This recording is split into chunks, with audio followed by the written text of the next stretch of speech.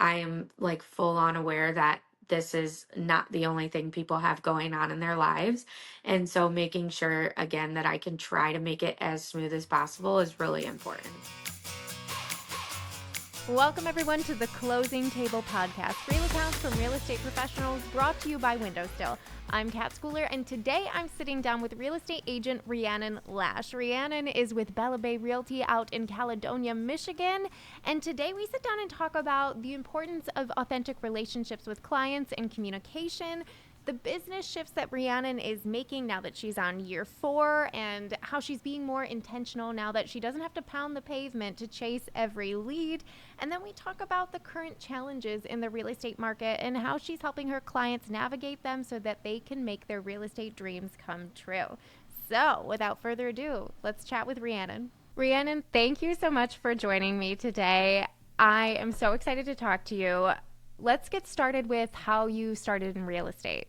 Well, first, thanks for having me. So I got into the business. I had started in my career in the restaurant industry. I had kind of just grown up in that world. My parents owned a restaurant growing up, so I just had been around it my whole life. So I kind of just followed in their footsteps and worked my way up through a corporate company. And eventually, I just kind of hit that burnout. And so I was looking for something different, thought I didn't want to work weekends or nights, and took a more 9 to 5 role. And it turns out I'm not wired for 9 to 5. So I then was just kind of out searching for, what my next path was. Always had been very interested about real estate. However, um, I'm sure anybody could understand that going from a salaried position to a fully commission based salary is very scary. So it took me, a minute just to kind of get used to the thought of that. And so I'm really glad I ended up doing it right at the beginning of the pandemic. Um, and just, I got my license. I ended up talking with the realtor who I actually used to buy my first house. And I sat down with her, and who is now my broker, and actually just had a discussion about what that would look like getting into the industry.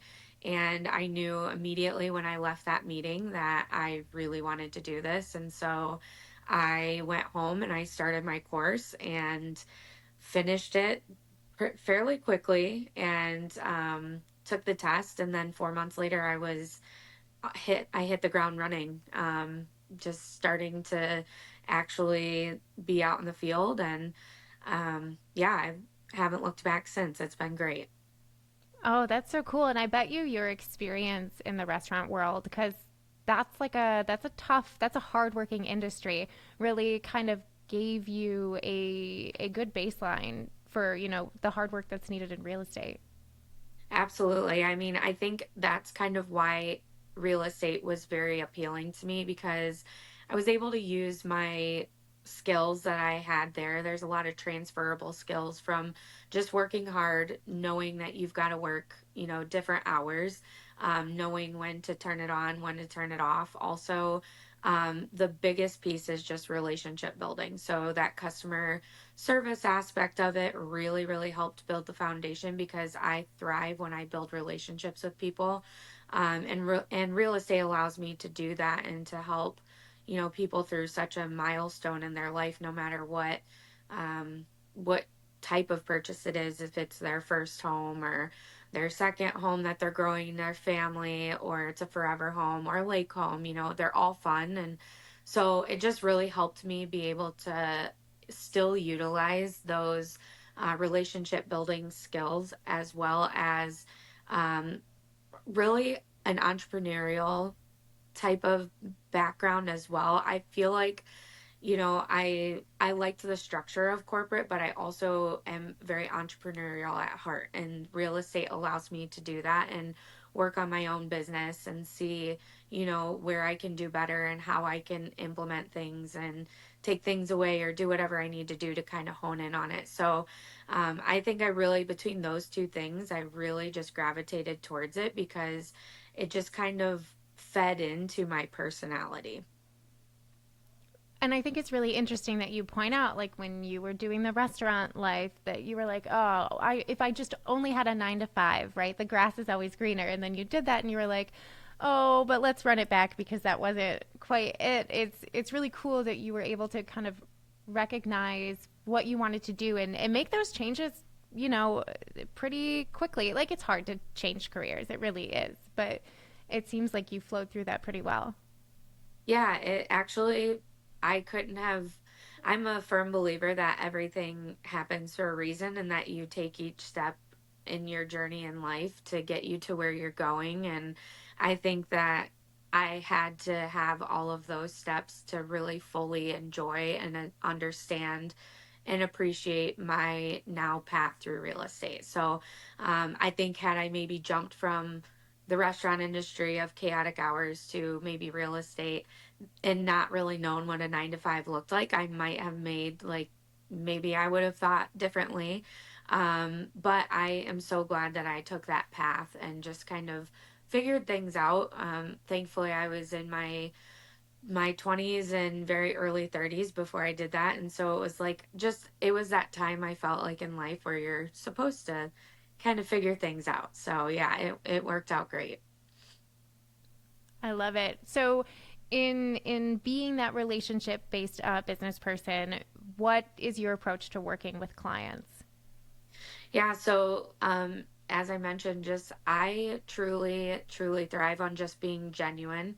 I want to be my authentic self, and I also want my clients to be their authentic self. And I think that ultimately gets everybody to the end goal, which is getting them a home that suits them best. And if I am genuine and they know that I genuinely care about what I'm doing to help follow through the process to get them into a home, then I think it just kind of works out for everybody because everybody ends up getting what they need. And it's, I don't know, it's a very good feeling to work with people that you just click with.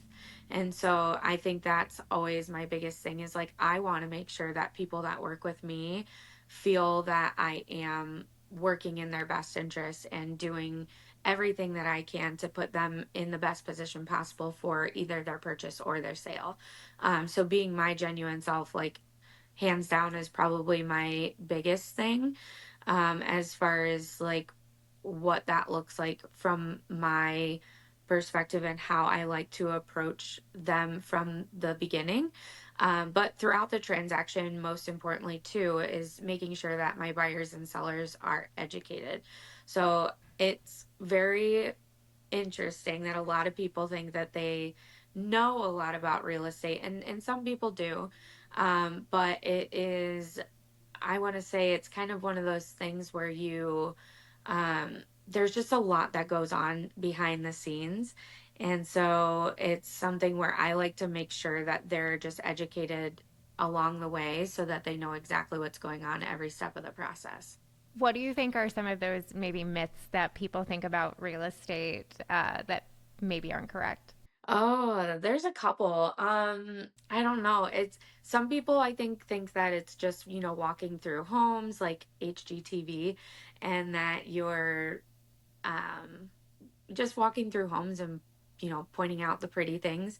But in reality, we're looking for all of the things that if we were going to move into the home. So if I'm looking at things like all of the stuff that isn't the pretty aesthetic stuff, but stuff that's more structural that I maybe would want buyers to stray away from.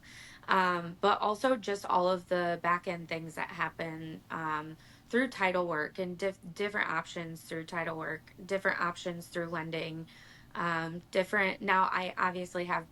I have partners that I would send them to for their expertise. However, it's just making sure that people know that it's not just about walking through the home. It's about all of the other things about making sure the inspection goes well and that it's, structurally sound. Um, how do we navigate negotiations even from the get-go? So negotiating the offer, whether you're on the buy or the sell side. And then in the inspections, are you able to negotiate something that is maybe a major repair? Um, if you're looking at, other aspects of the transaction when it comes to the appraisal, there could be a discrepancy there. So there's multiple different steps that actually get us to the finish line.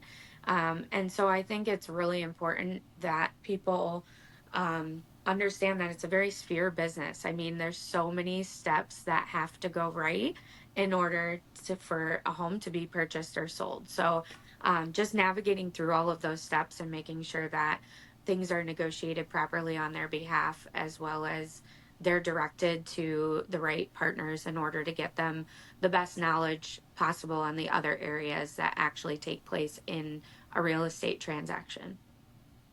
Totally, right? They're not just getting you, they're getting you plus all of your resources and, your 7 degrees of Kevin Bacon, right? Yeah. Yep. Yeah, so it's I don't know, I think that's one of the biggest myths that I would say exists in the industry, is that there's just like that it's a super easy process, and it's not, but it can be good as long as you have somebody that's there and willing to walk you through the process step by step, because it can be overwhelming if you hear all of it up front. So I try to make sure that each step of the way, even if we've talked about it before, this is what's happening, and move them into that next phase of the process. Totally. Can you think of a time you have gone like above and beyond for your clients? I'd like to think on every transaction, really. I mean, it really starts with even small stuff in the beginning. Say you have a buyer, just going above and beyond by reaching out to the listing agent, creating that relationship from the get go of even when you schedule that showing. So, reaching out to the listing agent is a big one. I always make sure if we are submitting an offer, I reach out multiple times. The lender, I always have them reach out to the listing agent as well, so that we're also creating that relationship with them just from jump. Um, After that, it's really just making sure that everything goes as smooth as possible throughout the transaction so that they don't feel like this is a stressful process, because I do know that it can be kind of hard on people. There's a lot to do, a lot of documents to submit, a lot of calls to answer, a lot of different things to do. And so the more stress I can take off their plate by just working in the background and making sure everything goes smoothly, that's what I really strive for. And so I really do feel like there are easier transactions than others. But when you do run into a hurdle, you have to exhaust all options to make sure that you do get over that hump, whatever that looks like. And it's very rare that there's absolutely not a fix to the situation. It's more just so about digging and making phone calls, talking to who you need to talk to in order to make sure that you get all of the bases covered in order to get you through whatever that hurdle looks like. Do you have a time that you can think of where you had to get like really creative with those solutions for your clients? Oh, several times. One that just off the top of my head, there's all different types of transactions too. So, there's everything from, you know, even the different loan type can make a difference in a transaction. But one of them that I'm thinking of that kind of was a little bit of a hurdle was a property that was zoned both commercial and residential. That property specifically needed to the lender, I believe it was the lender, trying to think, the lender required an extra document stating that if the property was to, for instance, burn down, that there would be able to be a residential dwelling rebuilt on that property. So that was a lot of contacting, zoning ordinances, reaching out to the necessary companies just to get that letter and verify that that would be the case in order for us to be able to move forward. We did also run into a septic situation with that one. So there was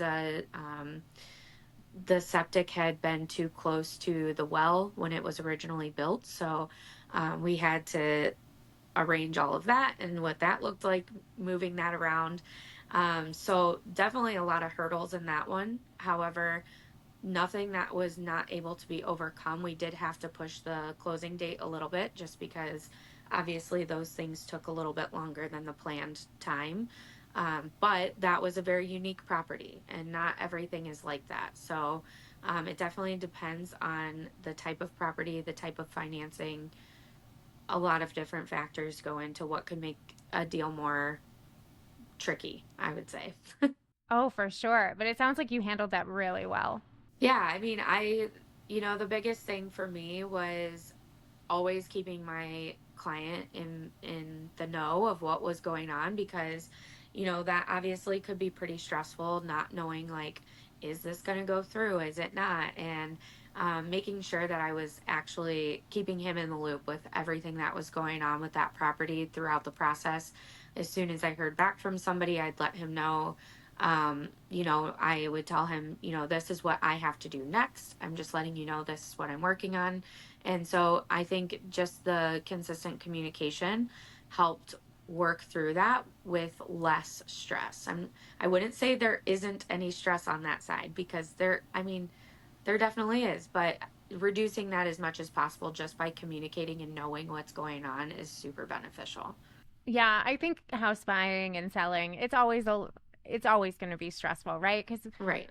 our lives are so full, right? And then for people who aren't doing it every day, for people who aren't like full-time investors or a real estate agent, like to add that layer on top of like your daily life, it's a Yes. lot. Yeah, absolutely. Absolutely. And who knows, that might not be your only life event going on. I facilitated a they a young family who sold their home and purchased their next home, and they were due having a baby 1 month after they actually got to move into their new home. So it's like they're preparing for a new baby, and they're selling a house, and they're buying a house, and then you've got extra life stuff on top of that. So it's just, there's multiple things that people are going through all the time. And I am like full on aware that this is not the only thing people have going on in their lives. And so making sure, again, that I can try to make it as smooth as possible is really important. So you've been in this real estate business for about 4 years now. What would you say is one of the biggest lessons you've learned through real estate? Okay, so one of my biggest lessons personally is not to compare yourself to others in the industry. And the reason I say that is because in my previous job, being in corporate, I always strived to do the next thing, the next level. I needed the next level. I needed to like get promoted, and I did really well, but it also was unhealthy, I'd say, to a degree, where it's like I don't want to get burnt out in real estate.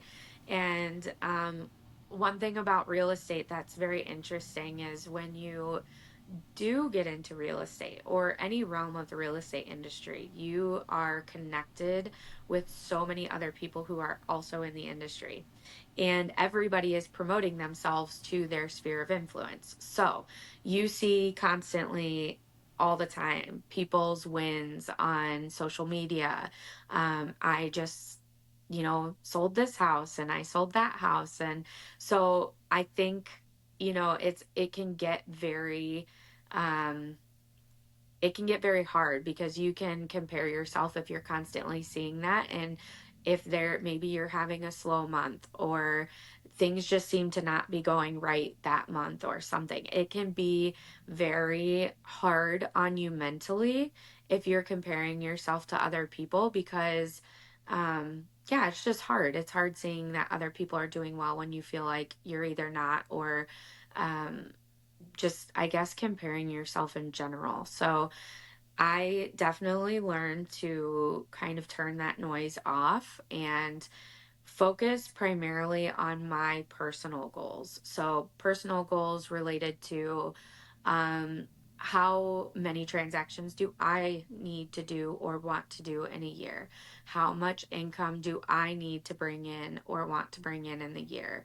How many other personal goals do I have? Last year, because I struggled with the rat race game all the time, I made it a big goal of mine to spend my time intentionally. And so I cut any wasteful time out of my calendar, and I really did focus really heavily on where my time was spent.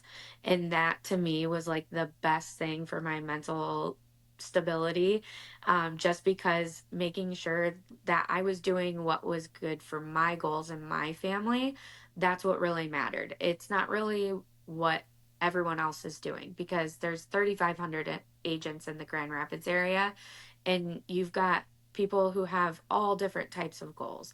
People who want to make a team, people who are the breadwinners of their family, people who are just part-time, people who are, doing this for all different types of reasons. And so I think it's really important in this industry to just know what your goals are, and to also just strive after those goals and be confident and comfortable with where you are in your real estate journey versus comparing yourself so much to others and what they're doing in their business.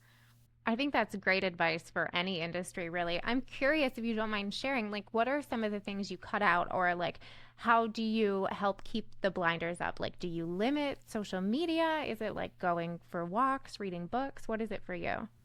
Yeah, so all of the above, actually. I actually did multiple things. I realized that initially I couldn't just see all of that daily. And so what I did is I just kind of muted certain, actually a lot of that on social media. I just muted it out of my feed just so that I wasn't seeing it, because there's no way that you can just well, for me, I personally don't feel like I would just be able to like scroll by and just make myself not feel that way. So I felt like just muting it and having it kind of be out of sight, out of mind was really key for me. So from a social media aspect, that definitely was a big thing. Also, when I honed in on my social media approach, I actually started using my business manager.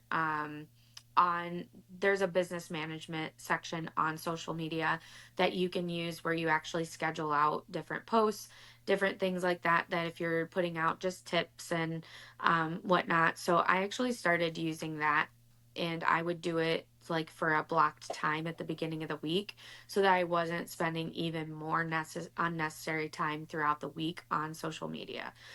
So that was a big thing for me, was just kind of getting comfortable with like, how much do I want to post? How much do I want to be visible? How much do I feel like I'm being told that I have to be more visible than I want to be? And, finding my boundaries with that, what I want to see and what I also want to post.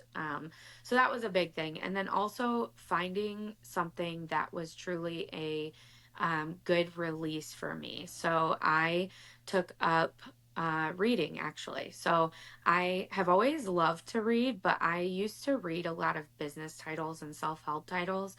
I realized I just was getting like so tired and burnt out from those, and it constantly was making me feel, even while I was like reading and trying to decompress, that like I'm thinking constantly of like, oh, I got to be better at this and I have to do this better. So I actually started diving into more like novels just to see if I'd be more interested. And lo and behold, I love it so much. So it's kind of like my go to, I need to relax and take a minute to myself activity, where I can just pick up my book and read and kind of escape into the book. So I do that. I also do start off my or my day every morning by taking a walk with my dog, getting like the sun on my face before I actually even get coffee for the day.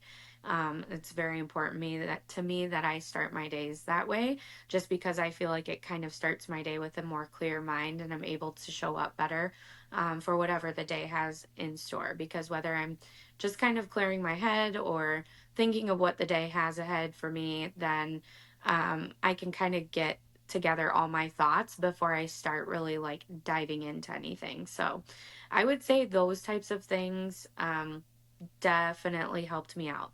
And when I was in the restaurant industry, I did a lot with mindfulness as far as like I did meditation and different things to help like calm me down because it was just so stressful a lot of the time.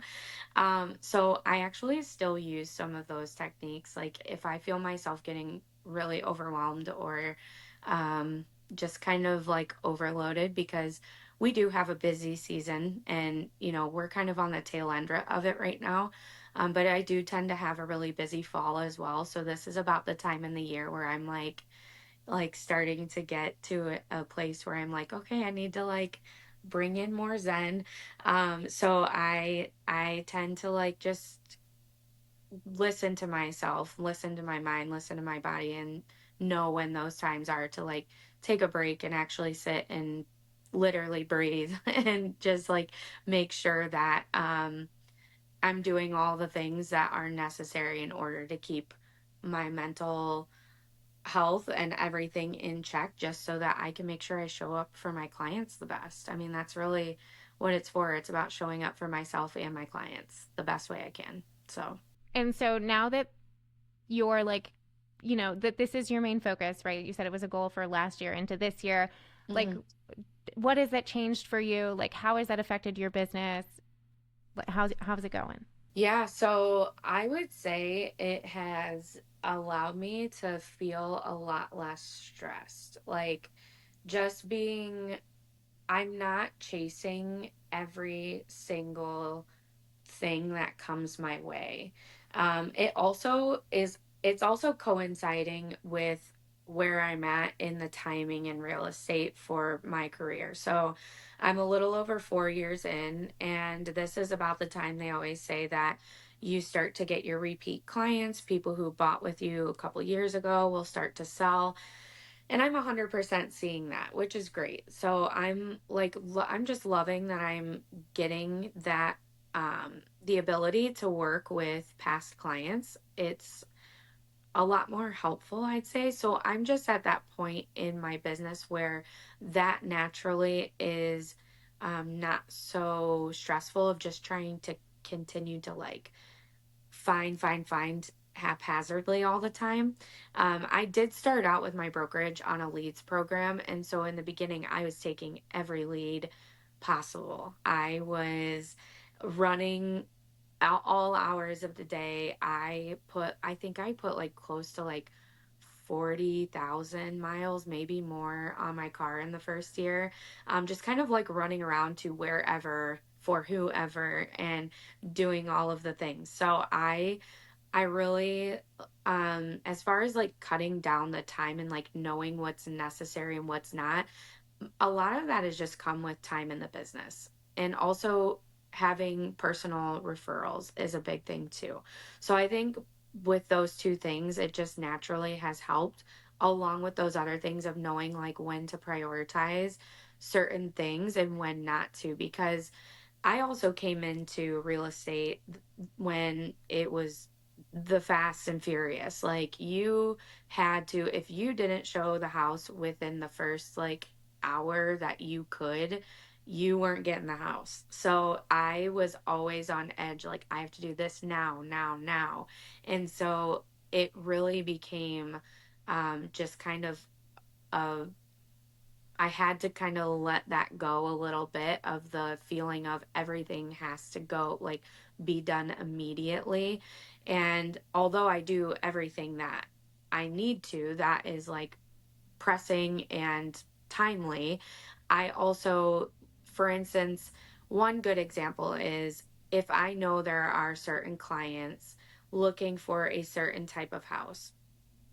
If they send me a house that they want to go see, I will look through the everything and make sure that there's no red flags with that property that I think would stand out to them. So I address all of that up front so that they don't waste their time going to see this house if it's not truly what they're looking for. It can look like it in photos, But um, if it's missing, different key points that maybe they just didn't notice throughout pictures or something I'm catching on the seller's disclosure, those are times where it's like I would rather spend the time looking through that listing prior to and being able to look and actually know what whether I'm going to save them time not going to see that property or not.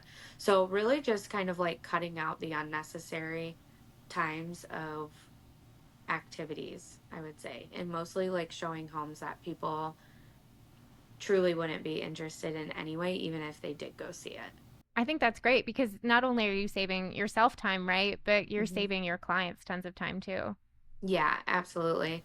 Yeah, I mean, it really, I ultimately, it comes down to respect for their time and respect for, knowing. And also, I guess one big thing for me is that it also showcases that I do look at what they're looking for.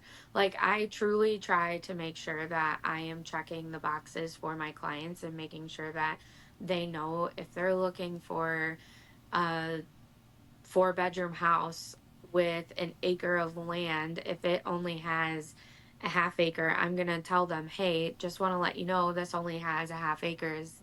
Do you like the house enough to still go see it? That's kind of one of those things where it's like, I just want you to know this is the case. Um, it helps build trust, and also that I want them to know that I've been listening to what their needs and wants are. So, Totally. And it gets so easy to kind of look past the little things. Like my husband and I are like low key starting, we're at the very baby step starting of our search. And like mhm, I was looking at a house today and I was like, well, that's in our price range and like the square footage isn't bad. I'm like, that's so crazy. And so that, but I looked through it a couple of times and I realized it's a slab and it doesn't have a basement. And maybe that's fine mhm. for some people, but that's not for me. Like Yeah, I have a lot of Halloween decorations, you guys. I need a lot of place to store them. yeah, So so that's it's awesome. finding that little overlooked stuff. Yeah, absolutely. It can be so many different things, the garage size, the square footage, the number of beds and baths, even like those things you would think are normal to be able to see. But for instance, I showed this one house that a client is looking for a 4-bedroom, 2-bath, and the 3 of the bedrooms we found were a basement room that were separated off by curtains. So I don't really know. I mean, I truthfully don't know how that got listed with it being 4 technical bedrooms. However, that was a situation where we had to look at it and be like, okay, this has 4 bedrooms, but it's not truly what you want. Like, we have to look at each case by case, make sure, like you said, is it on a slab? Does it have a crawl space? Does it have a full basement? Like, what are some needs for you as far as realistically living in a space? Like, because things can look pretty, but if you don't have any storage for your things, all of your things are now sitting in the middle of this pretty space. So Certainly, yeah. What, if any, like challenges are you facing in real estate right now, and how are you overcoming them? so I think the big thing that everybody knows is interest rates. I'm sure everybody's been hearing and talking about that over the last year and a half, I'd say. Now, we just did get a little break from that this week, actually. We did see interest rates come down quite a bit more than they normally would drop down in a short period of time. So, that was really helpful. However, that has not been the norm over the last year and a half or so. So, with that being said, it kind of affects multiple different facets of the real estate industry. From the buyer's side, it is obviously really challenging because housing prices have gone up, interest rates are up, makes affordability harder. Now, although it does seem like interest rates are very high, because we just came off of record low interest rates, they actually are still lower than the 10-year average. So with that being said, it's like, but it's hard to look at that from a buyer's perspective. And I totally understand that. So, very understanding when, people have that as, kind of a sticking point for why they're wanting to wait or wanting to um, do something different, then I get it. But it also, if you look at it in the grand scheme of things versus the very short sight from the recent years, I think that, the interest rate conversation has been very challenging. Just for multiple reasons, but we also, on the other side of it, we see the interest rates being challenging because all of the, or most of, I should say, of the current homeowners have refinanced into that lower rate. So it's very hard for a lot of people to say, yeah, I'm going to give up this 2 or 3% interest rate that I have on this house and go get a 6.5, 7% interest rate on my next home when I could just stay here. So what that's doing is that's causing a big shortage in inventory. We did have a shortage of inventory just due to the sheer number of buyers that were in the market due to the low interest rates. And then we kind of flipped, and now we have low inventory because we have sellers sitting on their homes because they have low interest rates. So it's kind of like a caveat. Interest rates, I think it's always an interesting story, always an interesting conversation with people because everybody has like a reason why it's either good or bad for them right now. So definitely different, all types of different situations regarding what that looks like for people, whether they're buying or selling. So I just think that the interest rate conversation has been very challenging, but also interesting to see it from both sides and that it is affecting both sides. It's not just affecting buyers or sellers, it's affecting both. So. Oh yeah, it's a hot topic. Are you seeing or do you think like because of this shortage in inventory, are you seeing people go more towards new construction versus existing homes then? Like in my area on my where I'm on like the southeast side of Michigan, there's a ton of new construction. Now, it's not necessarily like first time home buyer prices if you were to ask me, but I'm curious about what you're seeing like on the west side of the state.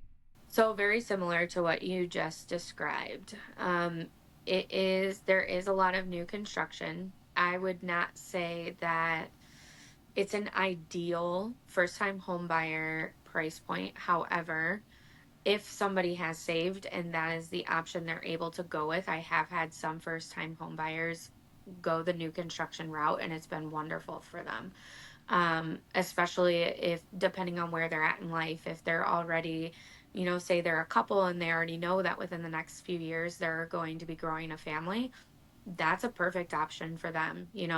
But I always say everybody's situation and scenario, whether it be financially, lifestyle, whatever it is, it's everybody's situation is different. So making sure that we kind of match you up with what that best scenario for what you're looking for is 100% what I'm trying to do. I'm trying to put you in something that makes it a comfortable living situation for you, as well as what price point is going to put you at a comfortable place financially because you don't want to be house poor. That's like the worst thing to think about is getting into your house and then you can't really enjoy life or do anything else. And like that's just not fun at all. So I don't want to ever push people to go higher than what they actually should go because I just don't think it's financially wise. So working within their means, whatever that looks like, is really important. And that's a hard conversation up front sometimes, especially with hard or with first time home buyers. And mainly because if you are only approved for that, a lower range, then sometimes it can be a really hard conversation telling people these are the types of homes and these are like this is the maybe you're only going to get a 2 bed 1 bath in a certain area versus like a 3 bed 2 bath or 3 bed 1.5 bath with all these other things that you want. So it is a hard conversation, but also telling them there are options if you're willing to stretch outside of what your um, like your location. If you started in this really small circle, if you branch that out even 20 minutes, we might be able to find you something even closer to what you're looking for. So I think that it's really important to really hear what they're looking for and also give them options.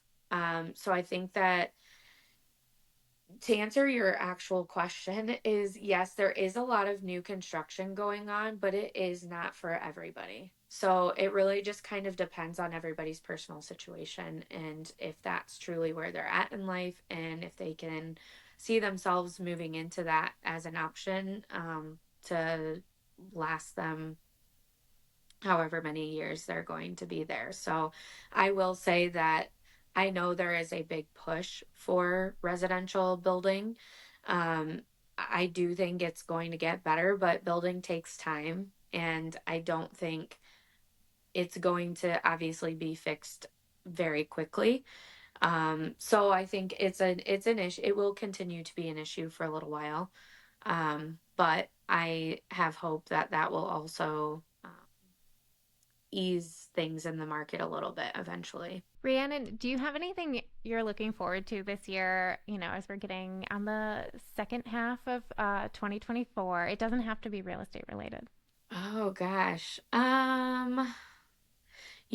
I know this is going to sound really strange, but this back half of the year is going to actually be more chill than my first part of the year. So I'm actually looking forward to just I guess more of my business and more of just I guess enjoying things because I've had a very big first part of the year. So I've done some traveling already this year. I got married this year.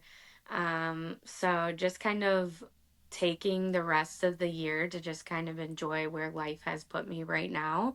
Um, so yeah, we're purchasing a second home in the Chicago area.